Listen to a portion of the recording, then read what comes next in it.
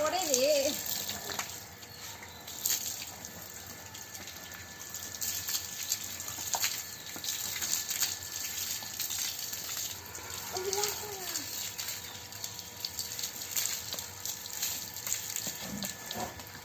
গরু গোসল করাইয়া গাই ধোয়াবো, সাথে থাকেন, সম্পূর্ণ ভিডিও দেখতে থাকেন।